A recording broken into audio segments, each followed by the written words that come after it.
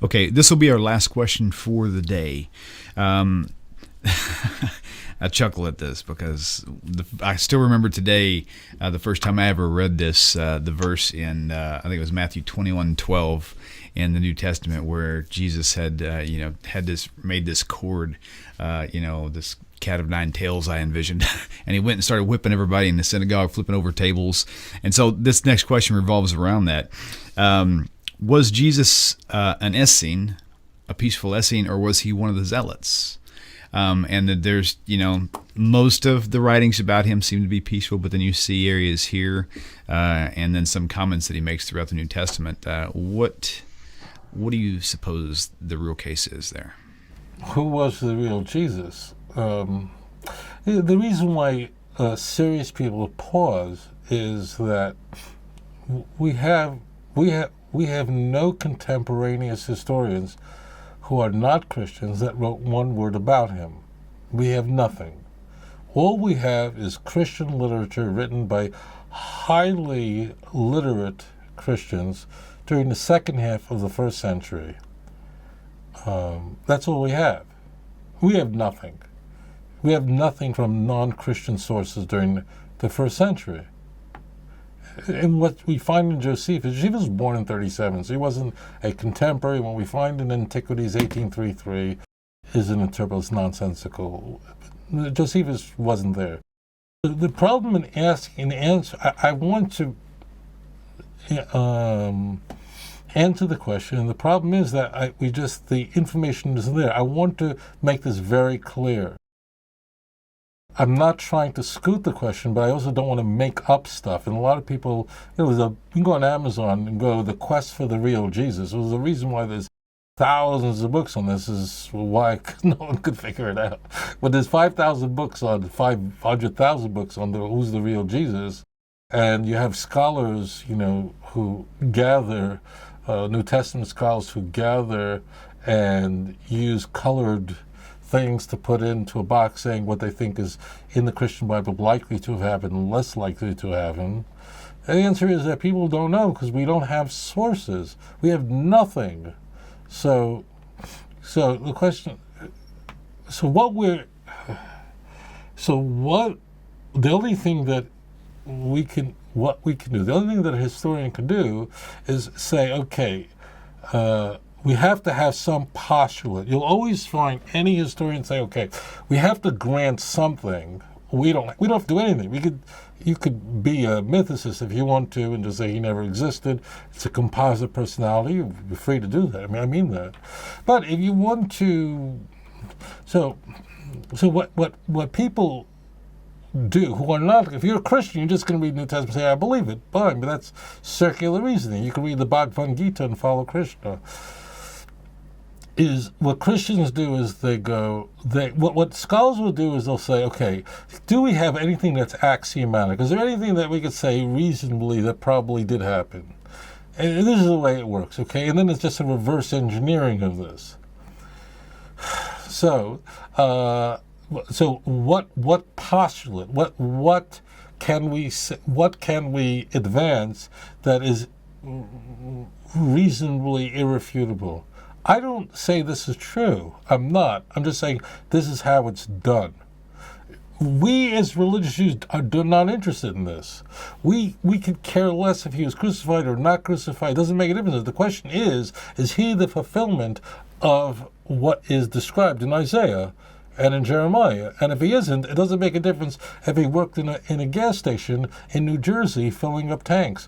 It doesn't make a difference. He either is the Messiah and follow him. If he's not the Messiah, it's just not really important. Who really was Vishnu? I don't know. Who really was Buddha? I'm just not sure. Okay, so that's the approach. I want to be very clear. Now, if you want to know what scholars try to do, religious Jews don't do this, we're not interested in this, is that you have to have, something that we could say definitely happened. Because without some sort of postulate to begin with, like what is it, you flip a coin? So what people tend to do is say, there was definitely a person called Jesus, which most historians would say, and he was definitely crucified, because why would someone make that up?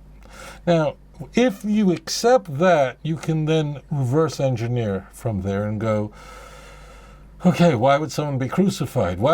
Crucifixion was the worst form of. That was the worst possible punishment. That was not lethal injection. That was a week on the cross, dying of asphyxiation when your legs couldn't sustain you any longer, and then animals came and ate your body, and you weren't even given a burial. And this was something that was commonplace to be seen in the first century in the land of Israel. So if we say that he was crucified, of course, the Gospels then, how the heck did he die in 6 hours on a April afternoon? That's insane. It just didn't happen. But let's just concede everything. If he was crucified by the Roman Empire, there's basically only one reason to be crucified. The Roman Empire, these were not liberals, and the Roman Empire definitely believed in capital punishment. But crucifixion was a very expensive, very tedious way to execute someone. There's a lot of easier ways to do that. You were crucified to make an example out of you, and the empire was interested in making an example out of you if you committed an act which they believed was treason against the empire. Then they wanted to make an example out of you. Okay. So, what we would find in the first century, if you lived in the land of Israel in the first half of the first century, what was life like? It wasn't easy. It wasn't good. It was very, very difficult. You had no autonomy. Life was very difficult. You were living under the heel of the empire.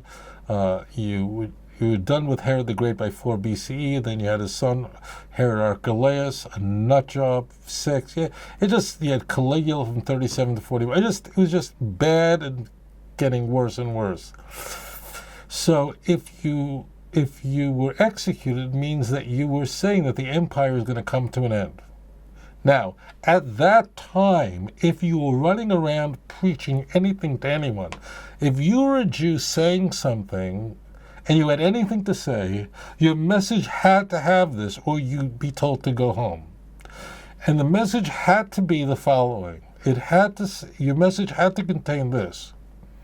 And that is that we're living in hell, we're living under Rome, but all this hell is going to come to an end, and the kingdom of God is going to come, and it's going to happen imminently. There was no Israeli army powerful in the Middle East. That's not going to happen. So you need what's called an apocalyptic eschatology, which means an end time that's going to happen through a revelation, through something, just God's hand is going to destroy the empire. And in fact, that's what was happening. You even find it in the Christian Bible. There were other guys running around claiming this. So that if your message wasn't that the Roman Empire was going to fall, then being an itinerant preacher you were out of business. You had nothing to sell. That's all people were interested in. And that's exactly what would get you crucified. So, now, what happened is, maybe, I talk about this in volume 1 of Isaiah 53 in my introduction to it. So I try to say, well, what would fit? What story? Again, I'm making all these presuppositions, but I'm saying, okay, what would fit the story? Well, plenty of people, the estimates are hundreds of thousands of Jews were in fact crucified for rebellion against the empire. So what you'd have this person saying that the God's kingdom is coming to an end, the Messiah is coming. And in fact, we find in the Gospels things like, there are many of you standing here who will not taste of death. This generation will not pass until this occurs. And how did that make it into the Gospels? Well, because it didn't happen. So one might go, well, that's interesting. So scholars will definitely put that in Jesus' mouth. Now, it could be that during someone's life, people thought that Jesus was the Messiah in a traditional sense. Again, this is high speculation. People might have thought that Jesus was the Messiah in a traditional sense, although I doubt that. And the reason I doubt that is that what comes through the Gospels, particularly Mark, is that people have no clue who he is. But let's say some people thought maybe he's the one. Okay? So what would happen is then if he was executed, that would create a radical disconfirmation. That means if you thought he was the Messiah, you go, okay, I guess he's not, because he was just executed. That is definitely not in the Jewish scriptures, and you would leave the movement. But you'd always have these people who just won't let go. And then they're going to say, no, he is the Messiah, but the Messiah is supposed to be executed, and he'll somehow resurrect. And then later on, the resurrection, the idea that he would resurrect would develop, probably through Mary Magdalene. And that's why you have all these doubting passages. So, why would the Christian Bible have passages that indicate that the earliest Christians doubted that Jesus rose from the dead, that early Christians thought that the resurrection wasn't a physical resurrection, but 1 Corinthians 15, that it was some sort of spiritual body. It was a body, but it was a spiritual body. It wasn't the same body. That when Jesus appears to people, followers in Emmaus and Luke, they have no idea who he is. They're sitting down and having dinner with him. They have no clue who he is. And Mary Magdalene doesn't recognize him. Why wouldn't she recognize him? All of this, the question I have to ask myself, I don't have to, but the question I would ask myself is, how did that ever make into the Christian Bible? And why do we have the pushback in Luke that Jesus is saying, oh, here I am. He's eating fish, burnt fish, with the disciples, appearing to them, and then and a spirit doesn't sit and eat and drink with you. So the author of Luke is really pushing back at Paul. He's really pushing back at the notion that Jesus' resurrected body was not the same body that resurrected. That's why scholars question whether the author of Luke, who also wrote Acts, ever read 1 Corinthians, ever read it, because why would he be doing that? He's pushing back. He wouldn't be doing that if he read 1 Corinthians 15. And then you have Paul with the doubting Thomas. The author of the book of John. We don't know who it is. What we do know is written, let's say, 95. Doubting Thomas text where Thomas somehow was absent, although he was there in all the other gospels. He wasn't there, and he doubts that in fact. Why did early Christians see it fit to include these stories? Why were these stories invented, developed? Why? Because early Christians were walking around going, well, I don't know if it was a physical resurrection. I think it was some sort of spiritual resurrection, because we don't have people who are saying this until later. And how can we trust a Mary Magdalene, Mary Magdalene is such an interesting figure in the Christian Bible, because she only appears in the Passion narratives. That's only, if you go through the entire Christian Bible, you will find Mary Magdalene. There are a number of Marys, but I'm talking about Mary Magdalene. You'll only find her in the Passion narratives, and she is front and center. She's the most important person. You'll find different women at the tomb Sunday morning, depending on which book you read. And that's not what's germane. What is germane is Mary Magdalene is always there, and she's front and center. And in John, she's the first one who encounters Jesus after people are looking inside and seeing just angels in an empty tomb. And the question is, there is one exception that's in the book of Luke. There is a very brief mention of her, very briefly. So why is she so important? I think that in some way she contributed largely. She was very responsible for conveying the notion that Jesus rose from the dead. I think so, because of this. It's so incongruent. There's just nothing in the Gospels, forget Paul, there's nothing in the Gospels about Mary Magdalene, except, again, one passage in Luke 8, a couple of passages. It's very passing. She's among the women who were companions of Jesus, but that's it. And then you go to the Passion narratives, particularly the resurrection, she's everywhere. I don't think that's an accident. Maybe it is. I just don't think so. But if you're asking me, what do I suspect? So this is a development. And when the early Christians settle on the idea that that Jesus resurrected from the tomb, and what resurrected was the same thing that was crucified, in fact, the holes of the nails are in the hands of Jesus. That doesn't develop until, late first century, the last quarter of the first century. It means past Mark, somewhere around Matthew, and then obviously is going to find itself in Luke and very clearly in the book of John. So all I could do is say, okay, given the circumstances of the first century, which we're very familiar with, because we have a lot of material on what was going on in the Holy Land in the first century, thanks to a whole bunch of folks, this is what could fit into this if I accept a few points as that are absolutely axiomatic. So if I do that, I can then reverse engineer and say, this is what likely is happening. And of course, apocalyptic preachers was, that we know, that there were apocalyptic preachers all over the place, all over the land of Israel. People wanted the yoke of Rome to be gone. That's what's prophesied. And of course, none of that occurs. And that's why there is nothing that Jesus did that has anything to do with what Jews are looking for.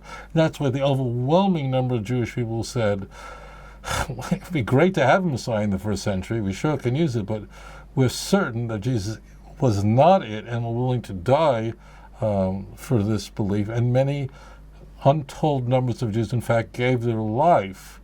And now we sit here, probably at the end of this whole long ordeal, and please God, we will see the coming of the true Mashiach. And we're not looking for the world to be wrong. We're looking for the world to turn to God and to confess and accept the God of Israel. So thank you. אדון עולם אשר מלך בטרם כל יציר נברא לעת נעשה בחפצו כל אזי מלך שמו נקרא ואחרי ככלות הכל לבדו ימלוך נורא והוא היה והוא הווה והוא יהיה